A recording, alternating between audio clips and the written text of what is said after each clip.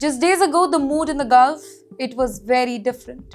Powerful leaders were holding quiet meetings. Diplomats were making phone calls behind the closed doors, and there were whispers that some regional powers wanted very strong action against Iran. But now the tone, it is suddenly changing because missiles have started flying, Ali Khamenei is dead, and the fear of retaliation is becoming very real. And yes, at the center of this drastic shift is Mohammed bin Salman, the powerful crown prince of Saudi Arabia. For years, Riyadh has viewed Iran as its biggest regional rival, right?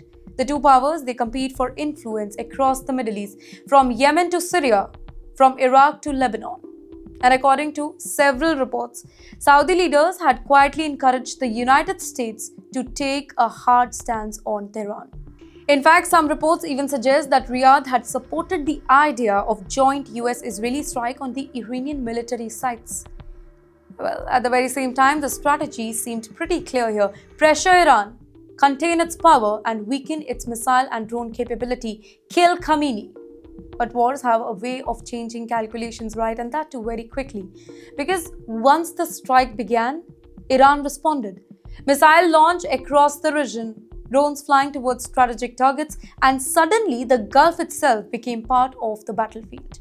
The powerful Islamic Revolutionary Guard Corps, better known as the IRGC, they began signaling that any country hosting American bases or supporting attacks on Iran, it could become their target. Now that warning, it sent shockwaves across the Gulf. Cities, airports, oil facilities all of a sudden looked vulnerable. And that is when the tone in Riyadh, it shifted. Instead of pushing for escalation, Saudi officials began urging restraint, de-escalation. In fact, public statements called for calm. Diplomats emphasized dialogue. Regional leaders, they began warning about the danger of a full-scale Middle East war. Well, behind the scenes, the concern, it is easy to understand, right? Saudi Arabia's economy, it runs heavily on oil exports, right? Its massive energy infrastructure, including their pipelines, refineries, ports, it sits within the range of Iranian missiles and their drones.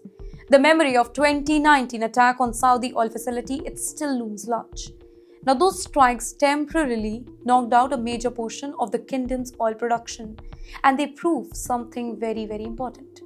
Even heavily defended energy infrastructure can be vulnerable. Now, imagine that scenario again. But during a regional war, well, that is a nightmare scenario many Gulf leaders want to avoid, because if missiles start hitting major oil facilities in the Gulf, the consequences, it would not stay limited in the Middle East. Global oil prices could be skyrocketed, energy markets could panic, shipping routes through the Strait of Hormuz, it could be disrupted. Nearly 1/3 of the world's seaborne oil passes through that particular narrow corridor.